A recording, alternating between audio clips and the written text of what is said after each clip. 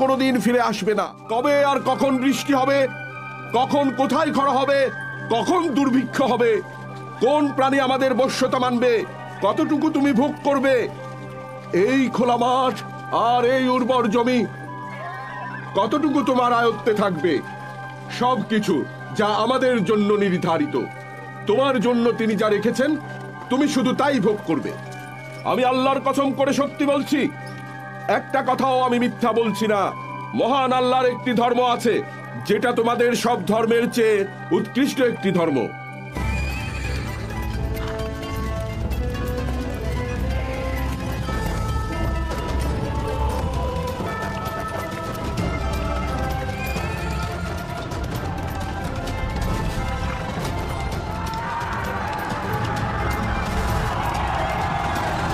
মারো ওদের!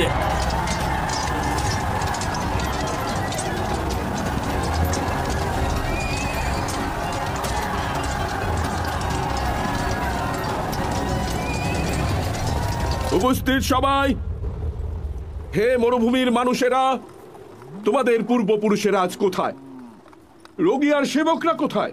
বাড়ি নির্মাণকারীরা কোথায়? সে কিসে সন্তুষ্ট হয়েছে? যার সন্তান আর অর্থের লোভ ছিল তারা সবাই মাটির সাথে মিশে গেছে। আজ সেখানে তাদের পুরনো হাড় ছাড়া আর কোনো কিছুই অবশিষ্ট নেই। তাদের ঘর বাড়ি সবকিছু খালি পড়ে আছে, আর শরীর নিয়ে গেছে মাংস খেকো নেকড়ে। আমরা আমাদের পূর্বপুরুষদের মৃত্যু থেকে এই শিক্ষা নিতে পারি যে মৃত্যুর হাত থেকে রক্ষা পাবার কোনো ধরনের উপায় আমাদের জানা নেই। আমি অনেক ধনী এবং গরিব আমার চোখের সামনে মরতে দেখেছি। অতীত ফিরে আসে না এবং স্মৃতি ছাড়া মৃত ব্যক্তির আর কিছুই অবশিষ্ট থাকে না। উপস্থিত সবাই, কোথায় সামুদ আর আদ গোত্র? তাদের পূর্বপুরুষেরা কোথায়? কোথায় সেই রাজা আব্রাহা আর কোথায় সেই আমর? তোমরা কি জানো কি হয়েছিল উবাদাতুল ফাত্তাহ, উজাইরাতুস সাইয়াহ আর জুদাইমাতুল ওয়াদ্দার? তাদের ছিল অহংকার, নিপীড়ন, অন্যের উপর জুলুম, পূর্বপুরুষদের ধর্মে পরিবর্তন আনা সবকিছু। তাদের ধর্মযাজক শপথ করে বলেছেন আল্লাহর একটি ধর্ম আছে, তিনি তোমাদের ধর্ম ছেড়ে আল্লাহর ধর্ম গ্রহণ করেন। তিনি শেষ জামানার এক নবীর কথা বলেছেন যার আগমন শীঘ্রই ঘটবে। তিনি সব সত্যি বলেছেন। আমি সেই নবীর অপেক্ষায় থাকব।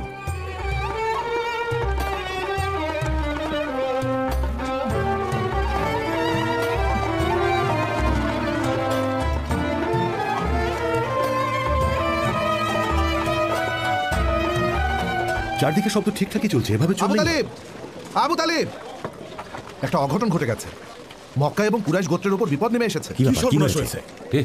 আল বাররাদ ইবনে কাইস কিলাব গোত্রের একজন সর্দারকে হত্যা করেছে, যিনি আল নুমানের কাফেলাকে পথ দেখিয়ে নিয়ে যাচ্ছিলেন। কি বলছো? আল বাররা কিলাব গোত্রের একজনকে মেরে ফেলেছে, তাও উকাদের সময়? কাকে হত্যা করেছে? হার্ব? রাহালকে হত্যা করেছে। রাহালকে? কি বলছো তুমি এসব? রবের কসম, কিলাব গোত্র এই খবর পেলে আমাদের সবাইকে মেরে ফেলবে।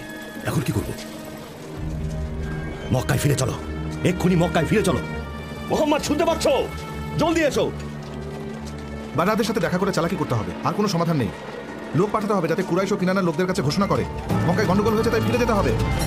শোনো কুরাইশের জনগণ, শোনো কুরাইশের জনগণ, কিলাব আর আমির গোত্রের লোকেরা আমাদের ধরে ফেলার আগে এখান থেকে পালাতে হবে। তাড়াতাড়ি করো, আমাদের দ্রুত বাইতুল হারামে পৌঁছাতে হবে।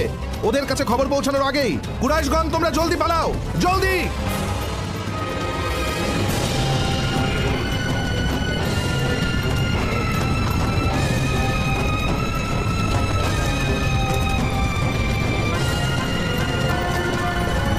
রক্তক্ষয়ী যুদ্ধ 4 বছর পর্যন্ত চলতে থাকে। এর ফলে কুরাইশ ও কিনানা গোত্রের মধ্যে বাণিজ্য চুক্তি বন্ধ হয়ে যায়। অপরদিকে মিত্র গোত্রগুলো হাওয়াজান গোত্রের সাথে বাণিজ্য বন্ধ করে। এ যুদ্ধে অনেক বীর সৈনিকদের পতন হয়েছিল।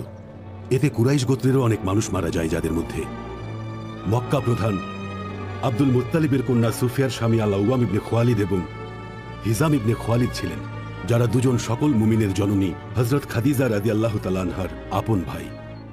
আবু সুফিয়ানও নিহত হন। বনি কায়েস গোত্রেরও অনেকে, যেমন জুবাইর ইবনে রাবিয়ার মতো বিখ্যাত ব্যক্তিরা মারা যান। এরপর দুই পক্ষ শান্তি চুক্তির আলোচনায় বসে। হে মুদার গোত্র, আপনারা কেন লড়াই করছেন? কেন ডেকেছো আমাদের? শান্তির জন্য। কিভাবে সেটা? আপনাদের মৃতের ক্ষতিপূরণ দেব, আর আপনারাও তাই করবেন। কে তুমি?